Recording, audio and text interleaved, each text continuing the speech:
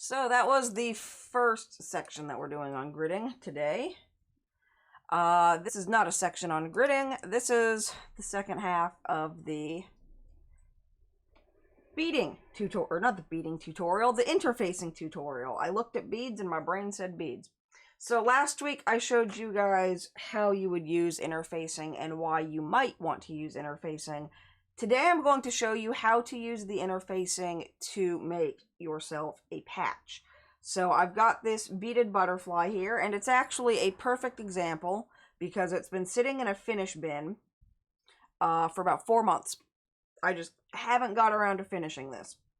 So I will at least start to do that today. So we've got our butterfly. It's wrinkly as hell, so I'm going to turn that over so that the beads are facing down onto my towel here. And let's just try to iron this out as much as possible. I don't know what it's getting caught on down here, but that's no fun. I think it's just the towel. Yeah, it's just the towel. So I want to get this as flat as possible because whatever imperfections are in the fabric when you start will remain in the fabric for pretty much all eternity. So let's get as much of that out as we can.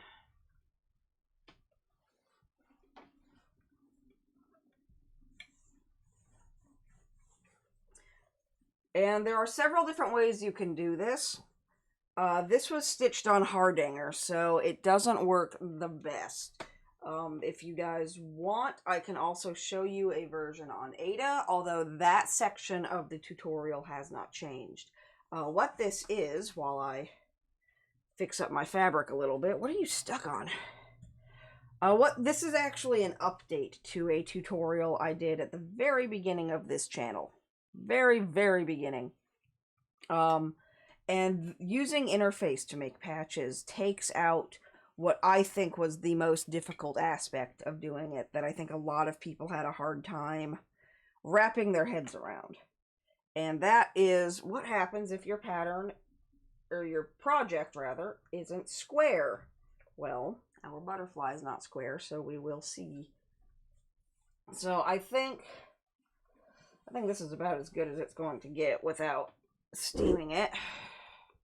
And it does seem better on the front. Let's just kind of give the front a little bit of a go as well. Just kind of get that out as much as possible. Most of it you're not going to see, but I want to try to get it as good as we can. So there we go. We have ironed our butterfly. And now we take our interfacing. And what we're going to do is first I'm going to cut out my butterfly. Again, this is on hardanger, so I'm going to give myself some really wide margins. But I'm just cutting it out now to make it a little bit easier to work with, because there's way too much fabric. I was using this to try to do some beads and it didn't work.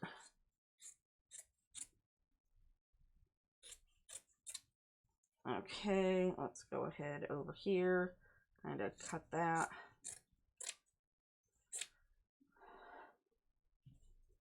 And it doesn't have to be perfect. You just kind of want to cut it out so that it's easy to deal with, is all we're doing now. There we go. And we're going to do the same with our interfacing. Doesn't have to be perfect, but we do want it to be, I think, a little bit smaller than what we're doing. So I'm going to cut it from here. I think just kind of cut underneath it, because you don't want the interfacing to be hanging off the outsides of the fabric, because if you do that, you'll stick to your towel or to your ironing board or whatever you're ironing on top of. So we're going to go ahead and toss that out of the way. And now, just like last time, we've got our butterfly face down, and the interfacing has that really shimmery plastic side that goes down, and I cut that the wrong way, but that's fine. Whoops. Make sure you cut it the right way. And we're just going to arrange this so that the interfacing completely covers the butterfly without hanging over anywhere, and that'll be good. And we want to have wide margins, but they don't need to be super wide. And now we're just going to iron this onto the butterfly. Now, I am using cotton fabric, cotton floss, and glass beads. If you're doing something that uses metallic floss or etoile, I think some of the polyester flosses as well, you'll have to be a little bit more careful because some of those will melt under the iron. So I can kind of go a little bit ridiculous with this. You might want to make sure that your iron is on a lower setting and spend more time doing this if you're using more fancier flosses or beads that might melt. Because if your beads are plastic, if your floss has any plastic or synthetic elements, you might ruin your project, and we don't want to do that. And I'm not terribly worried about getting the interface stuck to the back of the actual project. That is nice to do. It's not the most important. The most important, like see right here, is getting it to stick around the project and trying to get it into all those little nooks and crannies. That's the hard part. So that's what we're doing here. And I can't fast forward.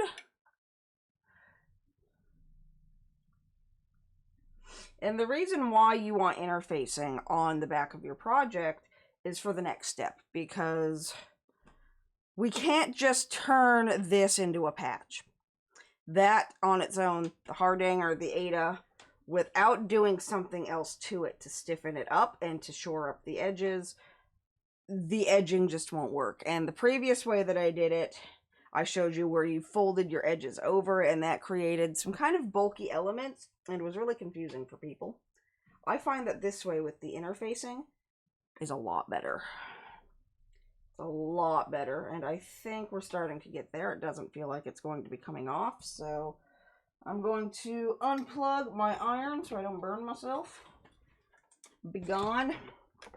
Now, using your fabric scissors, I'm going to do it on the back side just because I want to make sure that I don't cut through the interfacing entirely or cut it off. We are going to, about 1/2 inch, cut out around the butterfly, and it doesn't have to be perfect. And if you were doing this on Ada, it gets a little bit more tricky sometimes. It can also get a little easier. If you guys want next week, I can show you an example on Ada. I just didn't have one on hand. Hardanger works. So, have to make some decisions here. I'm going to come out this way, because that's getting annoying. Go away. So you can see on the front what it's starting to look like. Make a few little decisions over here. I think I'm just going to do this.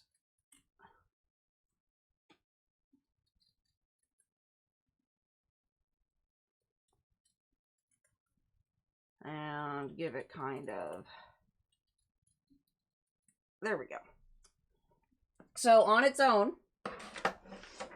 this is fairly sturdy on its own, but you might notice already that some of the edges aren't as stuck as you might like them to be. We can take some of that residual heat and try to get that on there.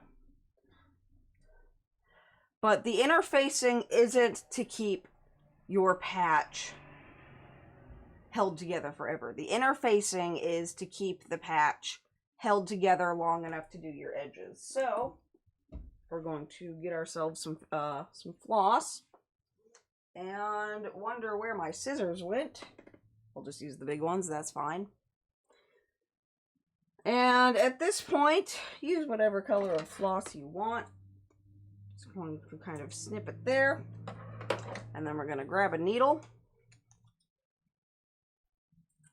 I'm down to like half of my needles. I'm going to need to buy more soon. And at this point, you can use as many strands as you want. You can use as many colors as you want. I'm going to use 4 strands. And I'm going to do that by taking one strand and just folding it in half a few times. If I can find the end now. I've derped. There we go. The tutorials where I can fast forward and cut ahead seem a little bit easier to film sometimes. That's fine. So there we go. We've got my 4 strands that I'm going to be using. And I'm just going to thread my needle. And I'm going to have to be changing my thread a lot, but that's fine. And at this point, there are many different options for how you can do this stitching. I'm going to start right here. This looks good. But I'm just going to do a basic edge stitch. So, grab onto this. Boosh. And this is just going to be now what holds the patch together. The interfacing is to hold it straight and stiff, and gives you something to put the glue on later if you want to make it a glue-on patch, which I can show you that. It won't work for this one, though, for the same reason that the interfacing kind of has an issue. With the glue, you definitely want your patches to either be square, or you're going to have to be very delicate about it. Please go away. So we're just doing a very basic edge stitch. I had a finished example, but I sold it. So we'll just do this, and we'll get to a point where you can get an idea.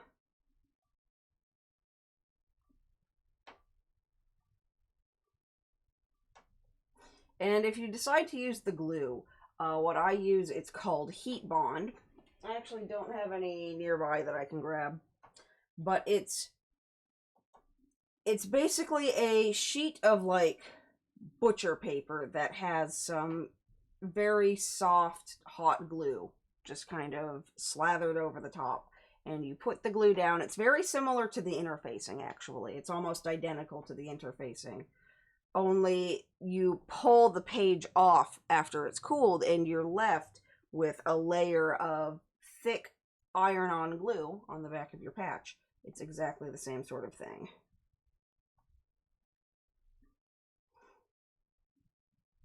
And I can get up real quick and see if I know where that is. I will do that once I've finished this. But we're just doing our edging. You can do your edging however you want. Doing it this way, you will get a little bit of fraying on your fabric. I think you can kind of see that there a little bit. If you're doing it on Ada, or you're doing something a lot smaller, you can do the more, I don't have any examples out. You can do the heavier stitched borders where you kind of do your stitching a lot more, or a lot closer together, which that part of the previous tutorial has not changed. That is exactly the same, how you would still do that, just using the holes on your Ada to kind of guide you. And I think I showed you guys this last week. This is an example of how you would use interfacing on a non-patch piece, where you would just use it to stiffen up your embroidery while you're stitching. For a piece like this, you would use it afterward to create a patch. So we're just going to keep doing this. And make sure you don't pull your stitches too tight, because it will start to pull the project, but you do want to pull them tightly enough that it holds everything together. And when you're done, you can stick it on whatever coat, bag, whatever you want, and you'll have your own custom patches. And I will finish that off on my own later, but there you have a good idea of what the edging will look like as it goes all the way around. And you can do this with any of your stitched pieces, and this is how you could do a piece that doesn't have the that just has the basic edging. My words keep falling out. I'm going to get up really quickly and grab a few things to show you real quick. Should have grabbed them before, but I wasn't thinking. And my mouse fell.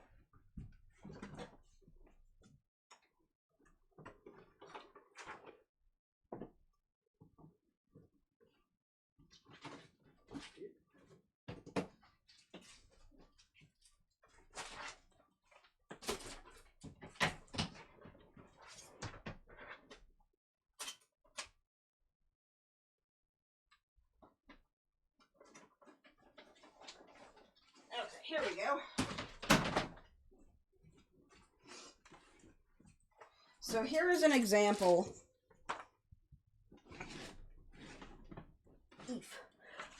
So here's an example of a shaped patch. I did this on, I think, 28 count, where you can still do the edging in the more traditional manner. Oh, that's right, I dropped my mouse.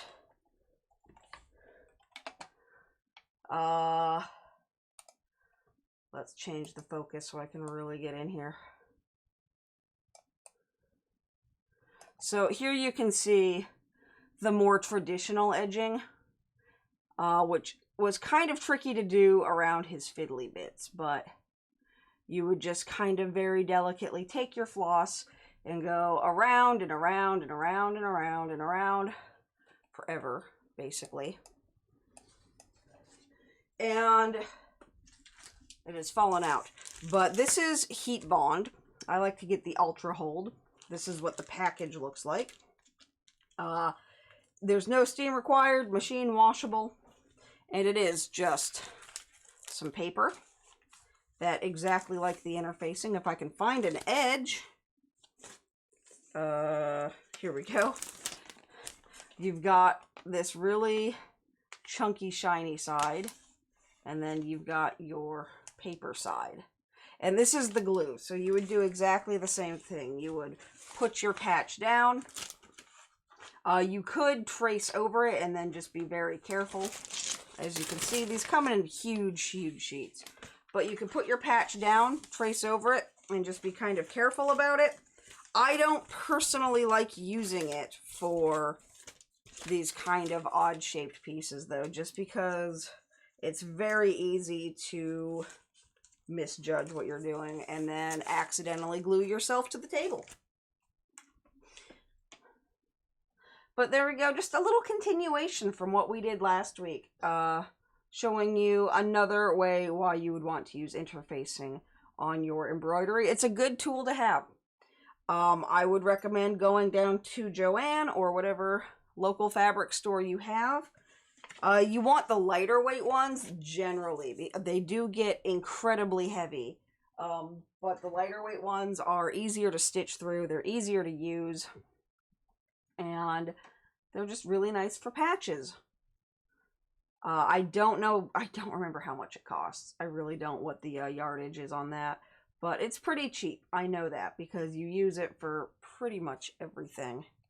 But there we go. There is another look at how and why you would use interfacing. In this case, using it to make yourself a patch, because it does make doing that edging a lot easier. It basically, what it's doing is it's just holding, or trying to, I didn't spend enough time ironing this, I don't think, but it holds down the loose ends on your fabric that will fray and distort, and gives your floss something to hold on to, because it wouldn't be able to hold on to the edge of the hardanger or the Ada or the Monaco or whatever you're using. This lets you take something that you've embroidered on any kind of fabric and turn it into a patch.